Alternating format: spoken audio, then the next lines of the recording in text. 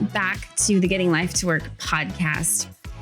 So grateful that you're here. Grateful all the time that you tune in. And I really hope that this adds value to your life, to whatever it is you're building, whatever it is you are influencing. I hope that this helps. We're going to dive straight into the conversation today because I have a lot. And we're talking about one of my favorite subjects, of one of my favorite pursuits and pursuits of my life, and that's leadership. The study of leadership, the discipline of being a good leader. Leadership is so much more important than you think it is, I promise you. It's devastating, the state of leadership in our country right now. I've said this in the last 3 elections. I've said these are really the best 2 candidates that the greatest country in the history of the world can put on the board. I'm not saying I don't favor one over the other, but they are not perfect and they are definitely flawed humans, and they could use some leadership skills. Let's say they could raise their leadership lid, which all of us can do. But I do find that the state of leadership in our country is pretty devastatingly desperate, really. But that will not be you.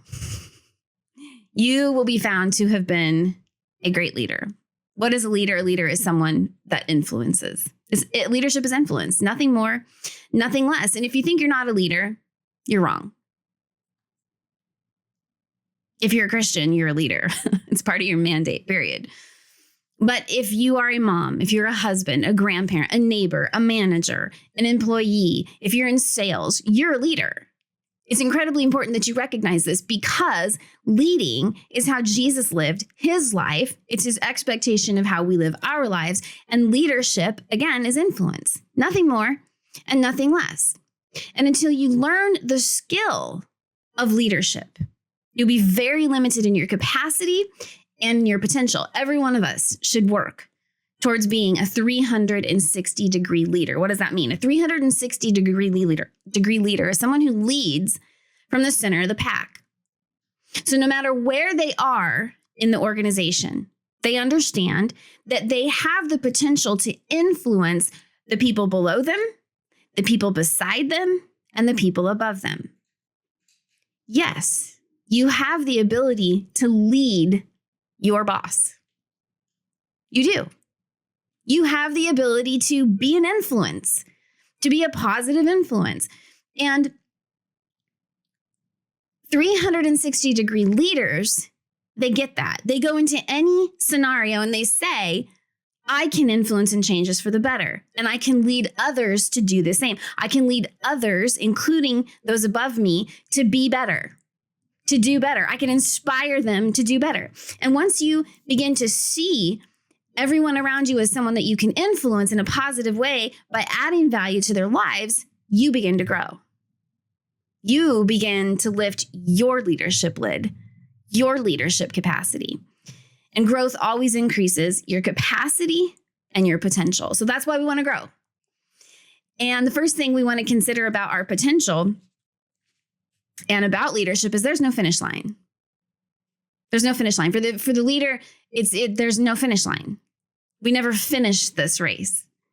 In their book, If It Ain't Broke, Don't Fix It, Robert Kriegel and Lewis Patler write this: we don't have a clue as to what people's limits are. All the tests, stopwatches, and finish lines in the world cannot measure human potential. When someone is pursuing their dream, they'll go far beyond what seems to be their limitations. The potential that exists within us is limitless and largely untapped. When you think of limits, you create them. End quote. When you think of limits, you create them. And the Bible happens to agree with this. Proverbs 4:23 says, keep or guard your heart with all diligence, for out of it flows the issues of life. Guard your heart with all diligence. What does that mean? See, the word issues, it says, for out of your heart flow the issues of life. The word issues is boundaries. It means boundaries. It means that every limitation in our lives is set by the boundaries we have established in our heart, by what we have decided to believe is true, not true, possible, not possible. That's why our greatest discipline is to guard and protect our heart. Guard what goes in there. Guard the belief that's in there. The heart is the seat of your identity. It's the place where you have your subconscious belief about who you are and your ability, and about God and his ability. So whatever we believe determines the boundaries that we face in life. We won't go past the boundary of our belief. And the reality is this: boundaries and limitations are not for us. They're not for us because we're made in the image of a limitless God. So we should not be experiencing boundaries, limitations set by limiting beliefs. We should be expanding our boundaries, our borders, our capacity. So we're talking about a law of growth today, and it's called the law of expansion. The law of expansion says that growth always increases your capacity. When you grow, you increase in capacity. And we're going to talk about 3 different areas of expansion that are incredibly important for a leader, incredibly valuable to your journey in becoming unstoppable, in becoming limitless. The first capacity that will increase as you choose to intentionally develop and grow is your thinking capacity. Your thinking capacity. You've heard it said that most of us only tap into 10% of our brain. We only use 10% of our capability, of our potential. We're leaving 90% on the table. And I say, no, thank you. I say, if Jesus went to so much trouble to die to give it to me, this thing called potential and authority, I think he's placed a demand on my life that I use it. And I intend to meet that demand. One of the ways in which we grow our thinking capacity is this: we stop thinking more work and start thinking what works. Capacity doesn't start with more. It shouldn't start with more. If capacity starts with more, you're probably in the hustle game. I got a shirt for Christmas from someone that says, hustle is my love language. And of course, I mean, it's cute. I get it, right? But if hustle's your love language, and it's okay, I told the person this, then you're probably a workaholic. You probably have some issues, okay? Hustle shouldn't be the love language. Why do I say that? So I'm not saying I'm not about hard work. I mean, you know me. If you've known me for any amount of time, I probably am also a workaholic, if anything. But what works, not more work. More of the same usually just gets us more of the same, right? When what we're actually looking to do is have better than what we have. By expanding, we want to get better than what we have, right? So the goal is to look at life, find the edges, and move them out. Find the edges and move them out. Look at what works, don't add more. Look at what is expanding and do more of that. What's working? There's 3 questions you can ask yourself as you're searching, as you're thinking through this. I've got this pillow for my back and it's I got to adjust here. 3 questions to ask yourself. What am I required to do?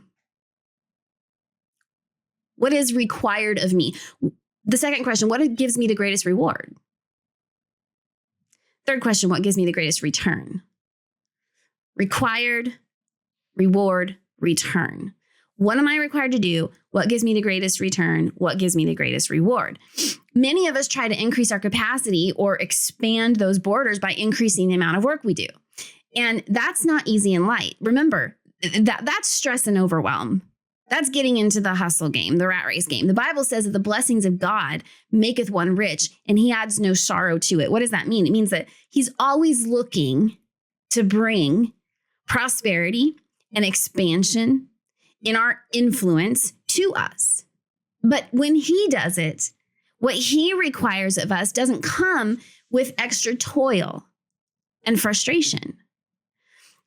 Not to say you're never going to have a bad day, but what I am saying is that when God asks us to do something, when he gives us a new assignment, when he's saying, hey, I want to help you solve this problem in your life and expand your capacity and your influence to do this, and I'm going to have you do it this way, that this way is something that doesn't add a bunch of extra toil. What it does is it should elevate all the areas in your life that you value. It shouldn't be taking from the areas in life that you value. So what do I mean by that? Well, if you increase your labor hours at work, whether you work for yourself or whether you work for someone else, that might help your paycheck.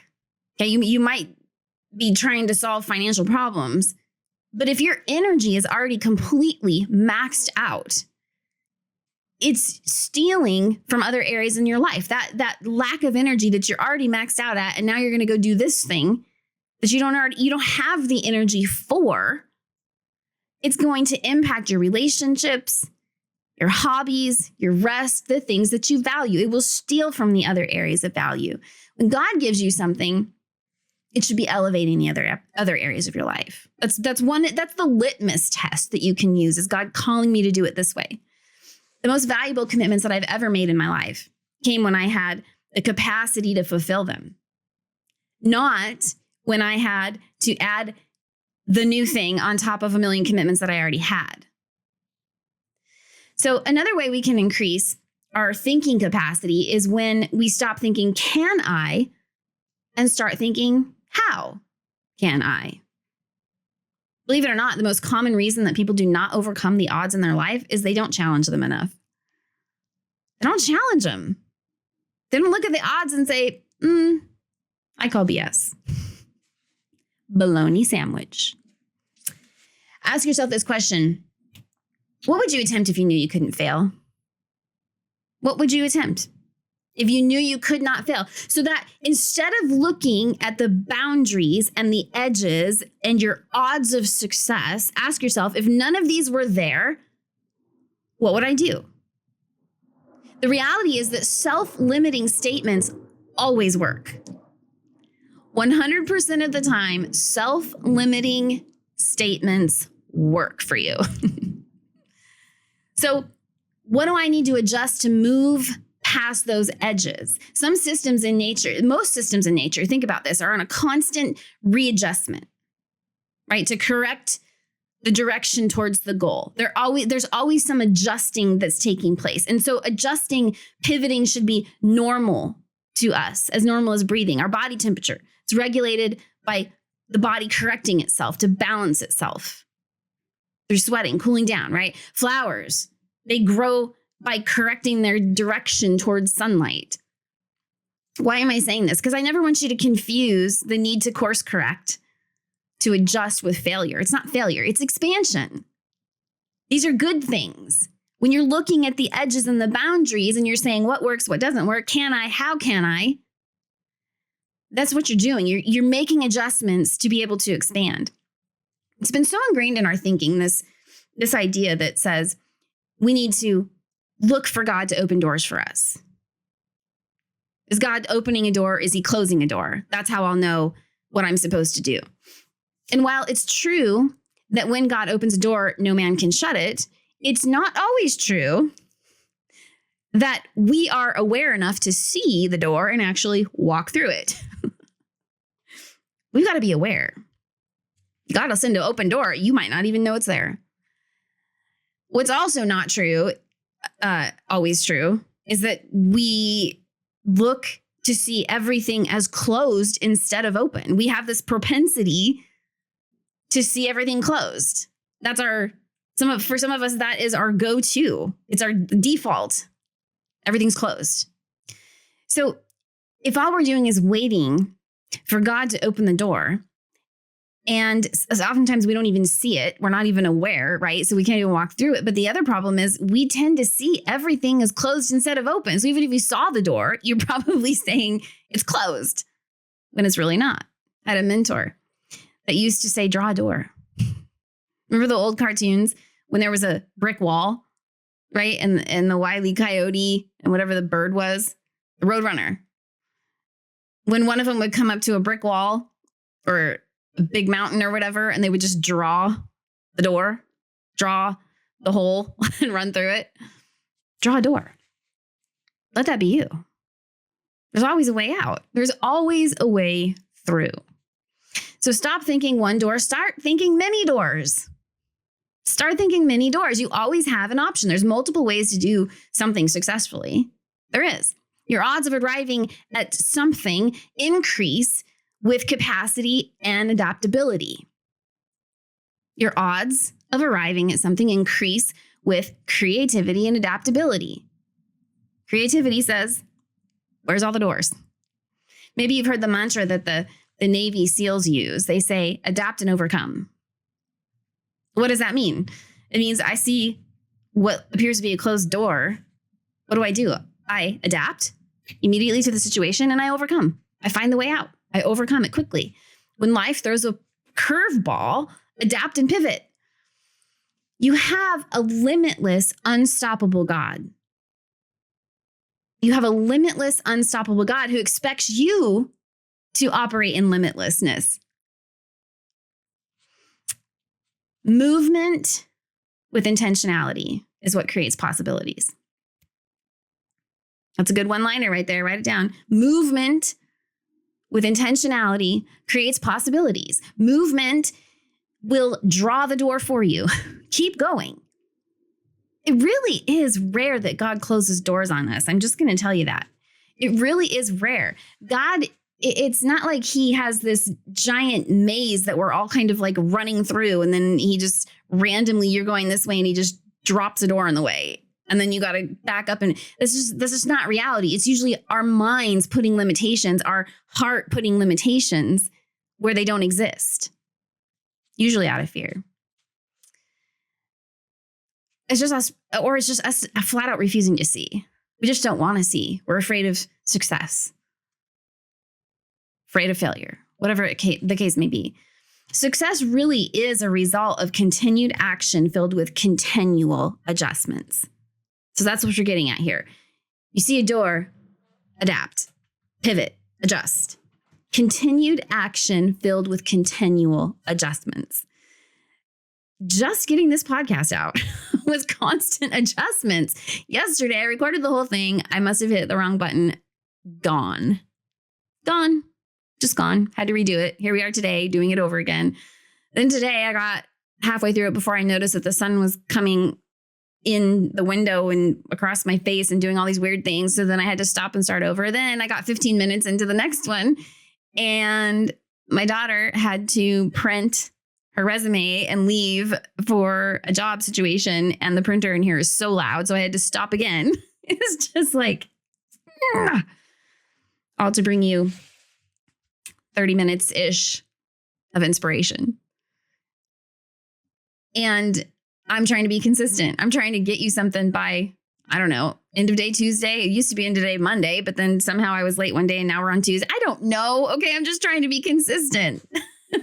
But life is filled with continued action, consistent action, with the ability to adjust when needed. So listen, if you are not on my mailing list, I want you to go to christinarcy.com. Don't forget this. Sign up, get your free offer. I've got stuff in there that will empower you, help you, free download, free teaching, free printable, things like that. Go over to christinarcy.com. Make sure you sign up so you can keep up on what's going on around here. Okay, we're going to look at the second area of critical expansion for you. It's your capacity for action.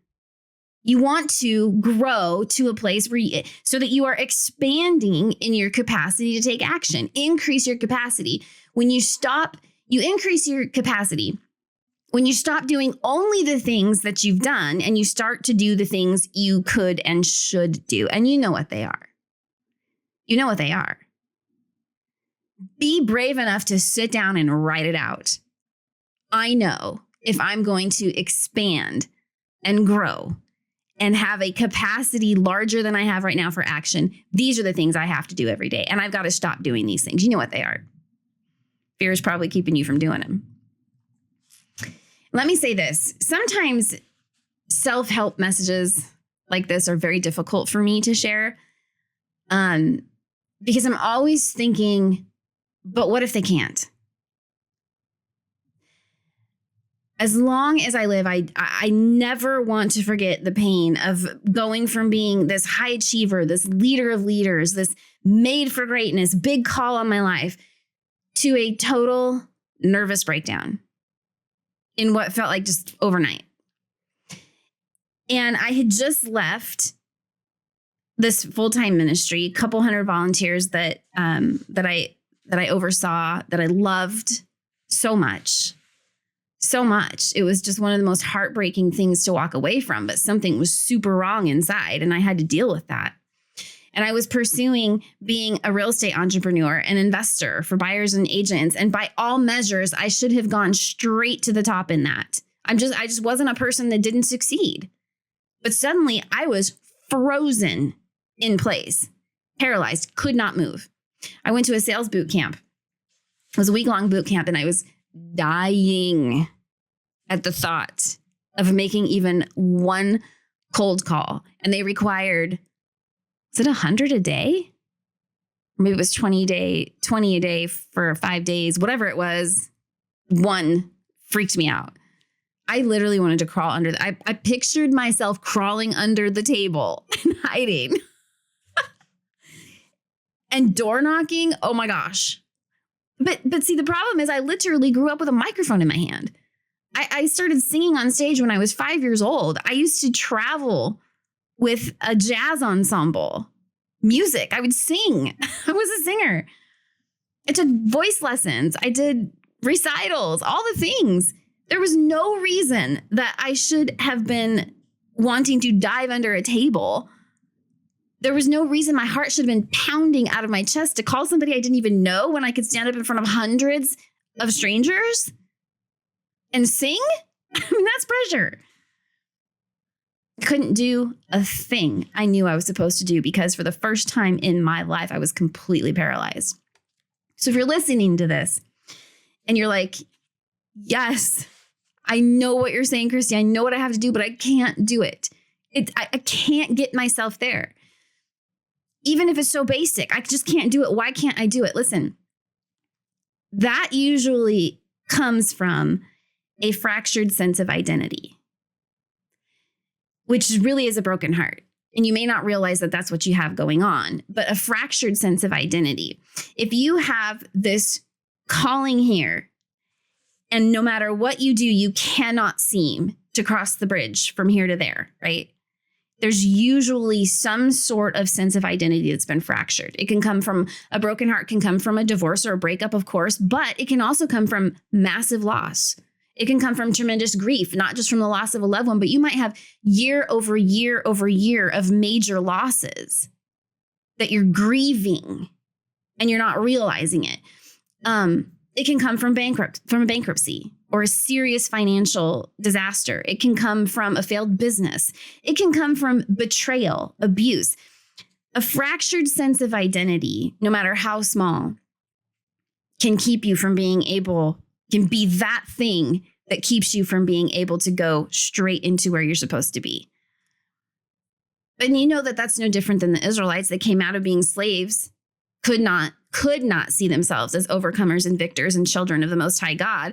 And so they wandered in the desert for 40 years. The truth is this, though, and maybe I've said this before, and I'm off my notes here, but that's okay. If the Israelites had gone straight into their promised land, I think historians have estimated it was like an 11-day walk or something like that, 12 days. 40 years they wandered around. If they had gone straight in, they would have just lost it. They would have found a way to self-destruct anyway. They weren't on the inside the people that could handle what God wanted to give them. He wanted to give them prosperity, and they could not see themselves as prosperous. So what they would have done is they would have self-destructed. They would have destroyed it. And that's what we all do. And we're not who we are on the inside that isn't ready to carry that vision. It has nothing to do with God hasn't tested you enough. It has nothing to do with he hasn't put enough pressure on you and you're not. it has to do with you haven't peeled enough of the onion away, of the layers of the onion to get to the real authentic you. You already are the person that can hold it, but you've got to peel back all of the fractured areas of your identity to get to that core. That's the person that can carry the vision. I think it's really important that you see it that way. The Israelites were already free. They were already not slaves, but they still couldn't go in. What was different? What they believed about themselves. What they believed, the boundary they set in their life is what changed. So I just don't want to forget the moment of just, the crisis of belief when I was screaming at the people on the podcast, I know, but I can't. I had no idea what was going on. So, and for years, I never came across anyone that had the answer to that. It's like all these self-help gurus could tell you how to do it because they just went straight in and did it. But they couldn't help you troubleshoot what was really going on if you were feeling just deep-seated fear. And of course, then that just sent me into more desperation and depression. So anyway, I just don't want you ever to listen here and have those same feelings and feel like she just doesn't get it. I want you to know that if that is you, there's probably something deeper going on. So you just need to go check out the previous podcasts. And you're going to learn, there's a couple of different series. The Getting Life to Work series will really help you once you understand your heart, once you understand and listen, just by listening to some of those, some of you will get physical and emotional healing just listening to it. Once you figure out the source of the problem, a lot of times healing just comes like that and you'll be released. Okay. So back to, excuse that commercial break, to a few more thoughts that I have on expanding your capacity to take action. You're going to have to ask yourself if you're going to continue doing what you've always done, or are you going to try something new? And you have to ask yourself that regularly because what you can and will need to do shifts in importance. It changes along the way. The people that cannot come to the next level are the ones that refuse to change how they're doing things. We've always done it that way. I've always done it that way. You got to shift. You've got to be someone that can pivot and shift. I had a mentor one time say, and he was a millionaire, and he said, never stay at a job more than 7 or 8 years because you become useless after that. And I'm telling you, I've seen that play out over and over and over again because you're just too stuck in it. You're just too stuck in it. Don't do the same job for that long.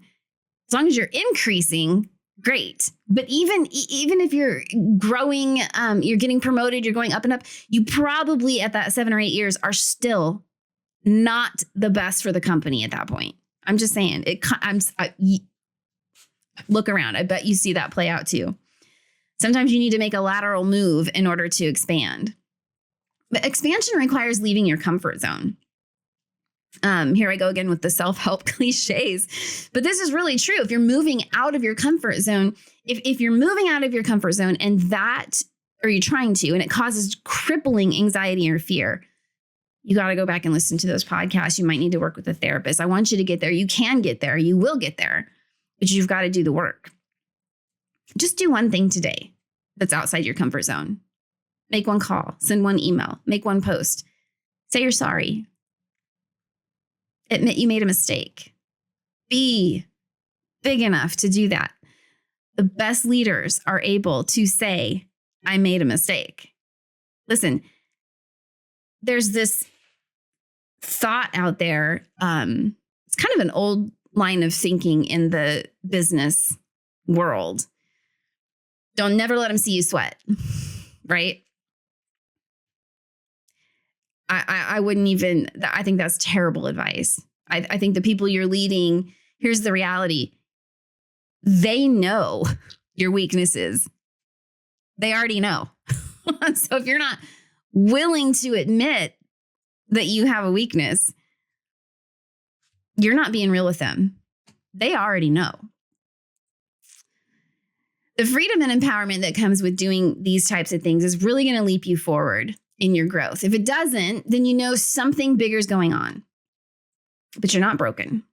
You're not broken. Okay, let's move forward.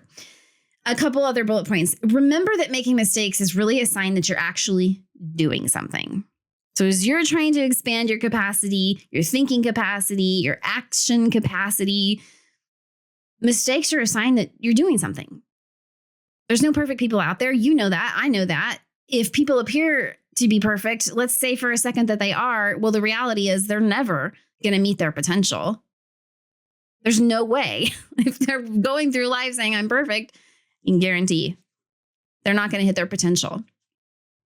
We fail forward. It's what we do. We are in a world that is fallen. We are imperfect. The goal is to fail forward. Stop doing what's expected of you and start doing more than what's expected. This is what good leaders do. They go above and beyond. Now, listen, again, if you're suffering from grief, if you're suffering from a broken heart, this advice right here has the potential to destroy you even more. Okay, you need to know that. But if you're in a healthy place, serve more. Go above and beyond the call. Do it in service to others, knowing that it will cause you to expand as well.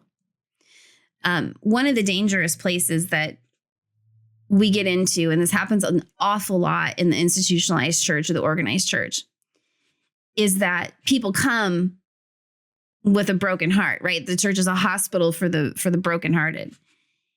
And we immediately give them this message of you need to do more for God. You need to volunteer more. You need to give more. You need to do, right?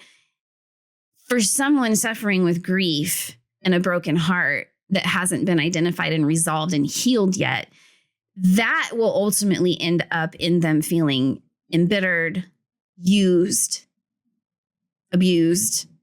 And oftentimes it is. It's just straight abuse to take from someone who doesn't have it to give. They need to heal. We need to give people space to heal. But the reason I say go above and beyond, we live in a culture that literally gives trophies just for showing up. It's unbelievable how much we've lowered the bar for everyone. So now more than ever, expanding means do more than what's expected, because what's expected is so absurdly, ridiculously low. Average is low in today's world. But you never saw Jesus setting a standard for living like that. He was always going above and beyond in service to others. Stop doing important things occasionally. Start doing important things daily. Do the important things daily. Create your daily rule of 5. I have a daily rule of 5. It's a mentor that decades ago helped me put this into practice. And I literally took his word for word. He had a top 5. I made my top 5. They're the same top 5, I think. 5 things that I needed to do every day to fulfill my calling. And it's these: write. Whether it's a blog post, sales copy, encouraging email, handwritten note, social media post, a few chapters of a new book, an ebook, or just journaling my thoughts, whatever it is. If I'm going to be a good communicator, if I'm going to bring something new to you, I've got to write. And if I'm going to be an author, I got to write. Most people say, I'm going to write a book someday. Have you written anything? No. Okay, well, no, you're not. You're not going to be an author. So I have to write every day. I have to read every day, whether it's an article, a book, my Bible, biographies, books on how to write good sales copy, being a good communicator, raising my emotional maturity, leadership books, anything that makes me better and expands my capacity and knowledge so that I can add as much value to you as possible, so that I can bring you something new instead of just stuff you already know. I've got to read every day. If this is what I want to do with my life, I have to reflect and ask questions every day. I have to reflect. Experience is not the best teacher. It's not. Evaluated experience is the best teacher. Evaluated experience is the best teacher. Just because you went through something doesn't mean you drew the right conclusions from it. You need to evaluate. You need to think about what you went through, evaluate it, and then reflect, ask questions about it. Here's some questions from I created my own daily planner. Hopefully one fine day that will be available for you to purchase. But I've been using it. I've been, quote, perfecting it for about 12 years now. And I ask myself questions at the end of the day based on these 4 masteries that I talked to you about: emotional maturity, leadership, belief, and systems built around what matters most. And so my questions about my daily systems is this: are my systems built around what matters most? Are my systems working for me or against me? Am I set up to produce the right thing because of the systems I've set in place? Why or why not? I ask myself questions about my emotional intelligence. The question is this: how did I invest the most powerful asset I have, my emotional intelligence, today? The most powerful asset we have is our emotional intelligence. How did I invest it today? Did I over-emote in any area, in an interaction with someone? Or did something trigger me in a way that was just completely bloated compared to what the situation called for? If I did, what fear drove that behavior? It's a fear of lack somewhere. A fear of lacking something caused that. So I have to ask myself questions. I have to evaluate that. I ask myself questions about leadership. Did I lead myself well today? The hardest person to lead is me. Did I lead myself well today? Why or why not? Did I lead others well today? Did I add value, intentionally add value to someone else today?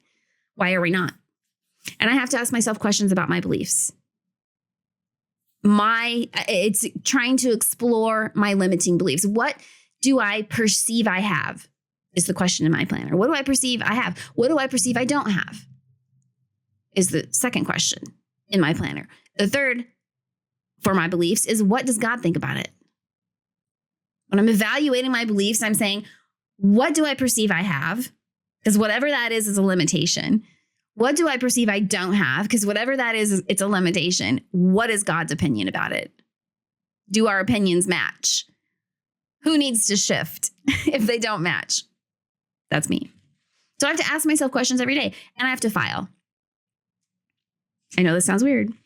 I have been filing for over 20 years now. What does that mean? It means that when I read something that stands out to me, I copy it, photocopy it, write it down, whatever I have to do, and I put it in a filing system. And I probably I might have over 100 tabs on every subject you can imagine, from theological study like communion, all the way down to self-help, faith, fear. I mean, every subject you can imagine. And I file it so that when I write, when I communicate, when I say, okay, I'm going to talk to them about XYZ on the podcast today, I go to my file and I've got quotes ready. I've got things that I've learned. It might be a journaling of my own thoughts that I file. Lessons learned. A lot of lessons learned that I file. So I file. I file an article, a web page, a quote, whatever it is, so that I have content to teach, so that I'm always growing and that I have something new to teach to you. So this is really where success is determined. It's determined in your daily plan. What do you do daily? Or what do you not do daily? Seems elementary, but at the end of the day, it's just fact. Identify when it's time to not do important things too. When is it time to have just downtime? Because that's important too. You got to have some downtime. My working definition of success is this: success is knowing my purpose, actively growing to reach my maximum potential, and sowing seeds that benefit others, all while experiencing the doorbell. Lovely. So I think I've shared this with you before, but my working definition of success is actually, it's a combination of two of my mentors' definitions that I felt like both were equally poignant, equally as important. And so it's this: success is knowing my purpose, actively growing to reach my maximum potential, and sowing seeds that benefit others, while experiencing incredible productivity and unimaginable peace. That's how I want to go about having success. I know my purpose. I grow to reach my maximum potential every day. I sow seeds that benefit others. I have incredible productivity. an unimaginable peace. That to me is success. In fact, in a couple of weeks, I've got a podcast plan called Your Purpose, Your Dream, Your Why, and all of that other confusing stuff. If you haven't figured out your purpose, we're gonna dive into it. But I don't know if you're like me. There's probably 15 books back there about purpose, and I'm still confused, right? So we're gonna dive into that. But before we wrap this up, but let's look at expanding your capacity for impact. This is the third area: is your capacity for impact. And I don't know about you, but I didn't come to the game of life to be played, but to play. I want to be in the game. I want to make an impact. I don't just want to do life. I think it's an inherent value that we are given as a child of God to want to add value. So your impact is a direct function of your capacity. It is never determined by your past. It is always a direct function of your capacity. This is another reason why you want to grow and increase in capacity. So you want to ask yourself, where is my impact right now? Where am I having the most impact? And then ask yourself, where would I like my impact to be? Is my impact in the right place? The difference between the two, that's the limits of your capacity. That's your limit. So the law of expansion.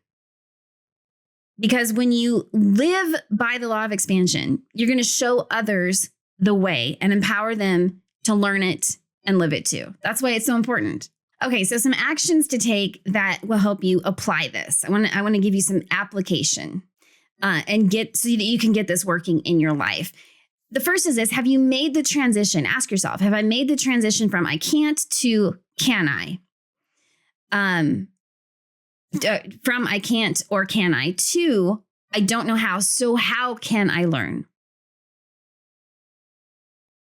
You don't want to be asking yourself, saying to yourself, I can't, or asking yourself, can I? You want to say, I don't know how, so how can I learn? Have you moved into that space? And the second thing is this: do some dreaming. Ask yourself these questions. If I knew I could not fail, what would I attempt to do? If I knew I had no limits, what would I be doing? What would I like to do? If I knew money were no object, what would I be doing with my life? Do these things. And once you have that list, here's what you have to do. Look at it and say, do these things that I've written down seem possible or impossible right now? Do they seem possible or impossible to me right now? If they seem possible, then you're ready to expand. You're ready to step into it. You've got what you need on the inside to be able to do it. If they seem impossible, it's time to take a look at the beliefs of your heart. If you're saying, I don't have enough time, I don't have enough resources, I don't know what whatever the case may be, there's some sort of limiting belief there that's insisting that it's just not possible. So you're not ready to move into it. Look at the beliefs in your heart. Get to the place where this looks possible to you. The third thing is give yourself an effectiveness audit. This is how you can be sure that you are thinking what works instead of more work. Are the things you're already doing effective? Because if they're not effective, you're probably not doing the things that actually work. The fourth one is this: think about your own behavioral patterns. What is working? What do you need to adjust? Don't forget to use the criteria: required, return, reward. What's required of me? What gives me the greatest return? What gives me the greatest reward? And that's going to help you see where you need to make the adjustments that you need to make so you can expand. Dig a little this week. I want you to dig a little bit. See what you come up with. I would love to hear from you. Email me at Christy@ChristyNarcy.com. Let me know what you think. How can I help? Would love to help however I can. But I think this is going to help. I think this is going to help you guys. Love you guys a lot. Talk soon.